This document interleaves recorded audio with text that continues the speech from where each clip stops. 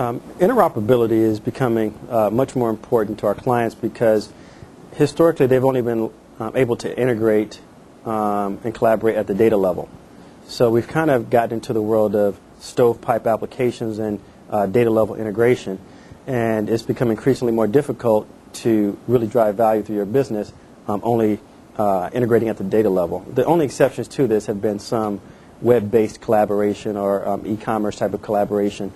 But historically, I mean, we're still operating today largely like we did in the past. The primary driver for why this is happening now is really the advent of standards and the acceptance of standards. But I would also say that businesses are really fueling the push that you're seeing in this space. The world that they've operated in the past just isn't good enough anymore. They want to be able to make their businesses more agile.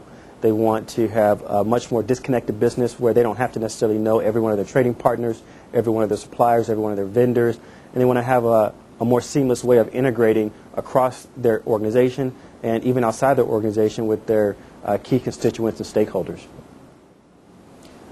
Web services, and well, XML first and then web services, have been the key technology drivers to the world of interoperability that we're seeing right now. XML was kind of the entry point and the proof that standards can proliferate through use across multiple software vendors, and then the advent of web services that allowed collaboration initially in the form of integration, but now it's moving up the value chain to get more into collaboration of trading partners, collaboration across different departments and organizations at a company. The two primary challenges to interoperability are defection. Defection by software vendors and corporate defection. So by the software vendors, if they decide to back themselves away from the use of standards, from the use of industry accepted standards, then we'll get right back to the world of proprietary software that we saw before.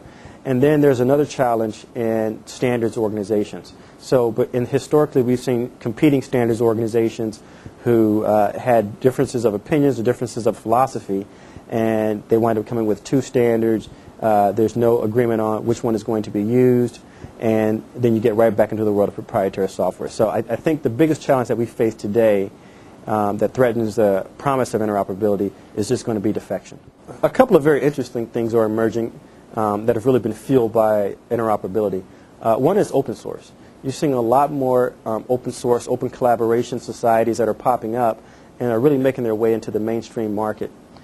In addition, you're starting to see mainstream applications take the promise of interoperability and developing applications from the ground up, such as many software as a service type of applications. What this is doing is this is really changing the dynamic of how applications are built, how applications integrate with one another, and how they extend themselves into existing organizations. I think what you're seeing in the world of software as a service is going to completely change the landscape and kind of break down the silo towers of historical application development and application integration and build much more horizontal type of solutions that integrate cheaper, quicker, faster, and drive much more agile and flexible businesses. 5 years from now, interoperability is going to do a couple of very significant things.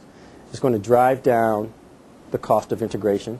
That has historically been a pain point for systems integrators and for businesses as a whole. So you're going to see integration become much more of a commodity.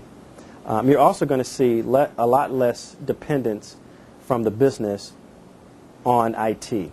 So businesses won't be so dependent on IT to make changes to core application, to make changes to application functionality, to make changes to business processes, and also to extend their business beyond their four walls.